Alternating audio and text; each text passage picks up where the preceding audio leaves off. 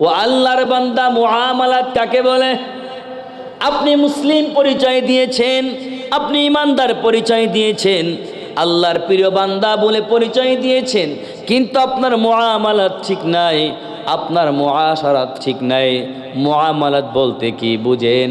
আপনি ধরে নেন, আমি আমার জায়গা থেকে বলি, আমি ওসমান গনি সাইফি, আমি আমার এক ভাইয়ের কাছ থেকে টাকা নিলাম ধার, কর্জে হাসানা, যেটা বেশি সমাজে দেখা যায়।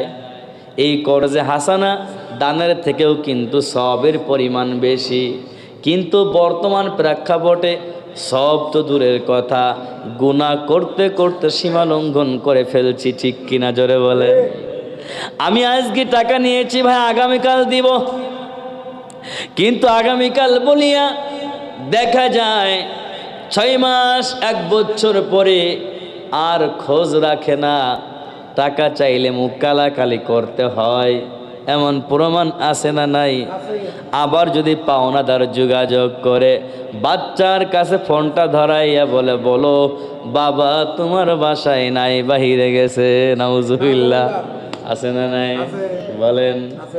লেনদেন ঠিক করবেন, তার মাঝে আপনার লেনদেন ঠিক করতে হবে বাবা। এই লেনদেন ঠিক যদি না করতে পারেন, এর ভেতরে অনেক শাখা প্রশাখা আলোচনা রয়ে গেল, কিন্তু সংক্ষিপ্ত আকারে বলতে চাই, খবরদার খবরদার মিথ্যার আশ্রয় নিয়েন না। আপনার দিন শেষ হয়ে যাবে, ইসলাম শেষ হয়ে যাবে। আপনি যে সময়টুকু পারবেন, যিনি দিবেন অবশ্যই তিনিও সওয়াবের নিয়তে দিবেন, আবার যিনি নিবেন টাইমটা মেনটেন করবেন। এটা কিন্তু রাসূলের একটা আদর্শ, সুন্নাত, তরিকা। অবশ্যই অবশ্যই, তাহলে উভয়ই কামিয়াব হয়ে যাব। আর যদি আপনি কথার ঘর খিলাফ করেন, আপনার দিন এখানে দাফন করা হয়ে যাবে। জান নাই? এরপরে মুআশারাত, একেবারে সময় সংকীর্ণ। মুআশারাত সামাজিকতা। কি সামাজিকতা? এটা সবচেয়ে বেশি কঠিন কাজ বর্তমান প্রেক্ষাপটে, সব থেকে কঠিন কাজ।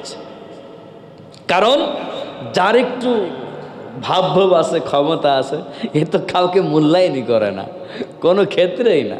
টাকা আছে আর মুআশারাত, সামাজিকতা আমার নবী করেছেন। আপনিও একবার দেখেন, ধরেন এই সমাজে আমি বসবাস করি বা আপনি বসবাস করেন, সাইয়্যিদানা রাসূলুল্লাহ সাল্লাল্লাহু আলাইহি ওয়াসাল্লাম দৈনন্দিন 40 জন বাড়ির আশেপাশে খবর নিতেন, খেয়েছে কিনা, খাবার আছে কিনা। আপনি কার খোঁজ নেন? একবার চিন্তা করে দেখেছেন? আমি তো নিজের খাওয়ানোর জন্য আমার ঘরে খাবার নষ্ট হয়ে যায়, কিন্তু আমার পরিবারের পাশের বাড়িতে খাবার কিন্তু ঘরে নাই। এমন প্রমাণ আছে না নাই? ও আল্লাহর বান্দা, এই মুআশারাতকে সামাজিকতা বলে। আপনার দায়িত্ব প্রত্যেকটা আল্লাহর বান্দার পাশাপাশি খোঁজ নেওয়া, তার বাসস্থানে সমস্যা আছে কিনা, অবশ্যই তার ঘরে খাবার আছে কিনা, তার চলাফেরায় কষ্ট আছে কিনা, তার সঙ্গে কেউ অসৎ আচরণ করে কিনা। আপনি নিজেও করবেন না, সুন্দর ব্যবহার করবেন, সুন্দর আচরণ করবেন, তার যে অধিকার নিশ্চিতকরণ করবেন। এটা হলো নবীজির আদর্শ, এটা মুআশারাত। ও আল্লাহর বান্দা, এই মুআশারাত যদি ঠিক না থাকে, আপনি যাহা কিছু টান দিবেন, এই যে রাজনীতি বলেন আর সামাজিকতা বলেন, যাই কিছু বলেন, এইটা যদি সঠিকভাবে বাস্তবায়ন না করতে পারেন, আপনার মুআশারাত শেষ হয়ে গেল, মানে আপনার দিনও শেষ হয়ে গেল, ঠিক কি না? এরপরে হলো আখলাক।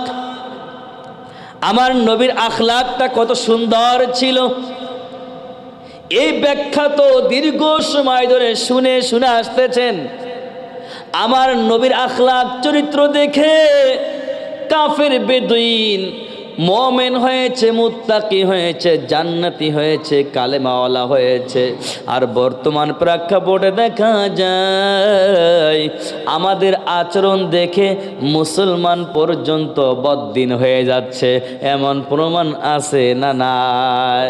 ও আল্লাহর বান্দা দেখেন, খাজা মঈনুদ্দিন চিশতি রাহিমাহুল্লাহ তাআলা রাস্তা দিয়ে হেঁটে যায়, আল্লাহর বান্দার আখলাক চরিত্র দেখে একদিনে এক সময়ে 60,000 বেদুইন বেধর্মী কালেমা পড়ে আল্লাহর বান্দার হাতে মুসলমান হয়েছিল। চিল্লায় বলেন সুবহানাল্লাহ, একটু বলেন না আল্লাহু আকবার। এইটা কেমন মেজাজের মানুষ ছিল, কেমন আল্লাহর ওলি ছিল, কেমন বড় দামি ব্যক্তি ছিল, কেমন আখলাকওয়ালা ছিল, কেমন চরিত্রওয়ালা ছিল। ও আল্লাহ, সুলমান নামের এক বান্দা, ওই যে যুদ্ধের সময় ঘটনা, নবীর করিম সাল্লাল্লাহু আলাইহি সাল্লামের কাছে ধরা পড়ে গেল এক কাফেরদের লিডার। আমার নবী সাহাবায়ে কেরামদের দিয়া ওই নববীর পাশে একটা জায়গা বেঁধে রাখলেন, বেঁধে রেখে বললেন এখানে বেঁধে রাখতে হবে, মারাও যাবে না, কিচ্ছুও বলা যাবে না। আর ওনাকে শুনাইয়া সাহাবায়ে কেরামকে ডাক দিয়া বলে, এ সাহাবায়ে কেরাম তোমরা শুনিয়া নাও, এই সুলমান আজকে কিন্তু আমাদের মেহমান। চিল্লায় বলেন সুবহানাল্লাহ। কেমন আখলাকওয়ালা, চরিত্রওয়ালা, আদর্শওয়ালা ছিল ওই বেদুইন কাফের, যিনি আমার নবীকে কতল করার জন্য এসেছে, আমার নবীর কাফেলা সাহাবায়ে কেরামকে কতল করার জন্য এসেছে। উনি ধরা খেয়ে গেছে, ওনাকে আটকিয়ে রেখে বেঁধে রেখেছে। আর সাহাবায়ে কেরামকে ডাক দিয়া বলে, এ সাহাবায়ে কেরাম, এই ব্যক্তিকে কতল করবেন না, মারবেনও না, খবরদার একে টর্চারিংও করবেন না, কারণ ইনি হলো আমাদের মেহমান। এবং বললেন, ও সাহাবায়ে কেরাম, এই ব্যক্তিকে আপনারা আদর আপ্যায়ন করেন, ভালো ভালো নাস্তা খাওয়ান, ভালো ভালো পোশাকের ব্যবস্থা করিয়া দেন। আমার নবী যখন অর্ডার করলেন, সাহাবায়ে কেরাম চতুর্মুখী ছড়াইয়া গেল, দৌড়াইয়া দৌড়াইয়া যার যার মতো, কারণ নবীর কথা সেকেন্ডে মেনে নিতেন। সাহাবায়ে কেরাম এতটা পাগল ছিল নবীর জন্য, আমরা কিন্তু হতে পারলাম না। তখন সাহাবায়ে কেরাম দৌড়াইয়া দৌড়াইয়া যার যার জায়গা থেকে কেউ ভালো ভালো খাবার এনে খাওয়ায়, আর কেউ ভালো ভালো পোশাক এনে বিশাল স্তূপ সাজাইয়া ফেলল। সুলমান ডাক দিয়া বলো, পয়গম্বর আমাকে আপনি ছেড়ে দেন, আমার বুঝার কিছু বাকি নাই, আমি বুঝে ফেলেছি। আর এক সাহাবায়ে কেরাম বলছে, ইয়া রাসূলুল্লাহ, ও আল্লাহর বান্দা, আপনার এই আদর্শ চরিত্র দেখে ও মনে হয় মুসলমান হয়ে যাবে, কারণ নবীরা তো এমন ব্যক্তি, আল্লাহ তাআলা সব কিছু জানিয়ে দিতেন, বুঝিয়ে দিতেন। এই কথা বলার পর আমার নবী তাকে সুন্দর করে বাদ থেকে সাহাবায়ে কেরামদেরকে খুলিয়া দিলেন। আর সাহাবায়ে কেরাম খুলে দেওয়ার পর আল্লাহর বান্দা নবীর কাছে গিয়া বলে, ও পয়গম্বর, আমি আপনাকে এতদিন চিনি নাই, আপনাদের ইসলাম সম্পর্কে বুঝি নাই, আপনাদের আল্লাহকে আমি চিনতে পারি নাই। আজকের থেকে দেখলাম আপনার আদর্শের মতো এত বড় দামি আদর্শ আর একটাও নাই, একটাও নাই। আপনার মতো চরিত্রওয়ালা আর কেউ নাই, আপনার মতো আখলাকওয়ালা কেউ নাই। আপনি আমাকে হাতে হাত রেখে কালেমা পড়ায়া মুসলমান বানায়া দাও। আমার নবী ওই সুলমানকে এখান থেকে খুলিয়া আল্লাহর বান্দা বলল, তুমি ইস্তেগফার পড়ো, তওবা করো, তওবা করো। তওবা পড়াইয়া সকল সাহাবায়ে কেরামের সামনে হাজির করিয়া বলে, লা ইলাহা ইল্লাল্লাহু মুহাম্মাদুর রাসূলুল্লাহ সাল্লাল্লাহু আলাইহি ওয়াসাল্লাম। ওই আল্লাহর বান্দাকে কালিমা পড়ায়া দেয়।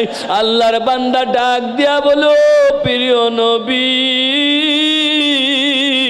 আমি এতদিন বুঝি নাই, তওবা করে আপনার হাতে কালেমা পড়লাম। আমি এতদিন আপনার দুশ্মনী করেছি, আপনার থেকে দূরে সরেছিলাম। আমি দিন বুঝি নাই, ইসলাম বুঝি নাই, কোরআন বুঝি নাই, ও পয়গম্বর আপনার সুন্নাহ আদর্শ আমি বুঝি নাই, পালন করি নাই। আজকে আমি যাদের পক্ষ নিয়ে আপনার বিরুদ্ধে আমি দুশ্মনী করেছি, যুদ্ধ করেছি, আজকে আমি আপনার আখলাক দেখে মুগ্ধ হয়েছি। আমি আজকের থেকে না করলাম, ও পয়গম্বর আপনার পক্ষ নিয়ে ওই বেদুইনদের সাথে আমি যুদ্ধ করার জন্য প্রস্তুত। চিল্লায় বলেন সুবহানাল্লাহ, বলেন না আল্লাহু আকবার। এইটা হলো দিন, এইটা হলো দিন। আর আমরা যে দিন মানি তাহলে কয়টা শিক্ষা? দিনের 5টি শিক্ষা। 1 নম্বরে আকীদা, 2 নম্বরে ইবাদত, 3 নম্বরে মুআমালাত, 4 নম্বরে মুআশারাত, 5 নম্বরে আখলাক। এই 5টা জিনিস যদি ঠিক রাখতে পারেন তাহলে আপনি দিন মানলেন, ইসলাম মানলেন, ঈমান ঠিক থাকলো, বিশ্বাস ঠিক থাকলো, আপনি আল্লাহর জান্নাতে যেতে পারবেন। আল্লাহ তাআলা আমাদের সকলকে কবুল ফরমান। আমিন সুম্মা আমিন। আমা তাওফিক ইল্লা বিল্লাহ। 4 রাকাত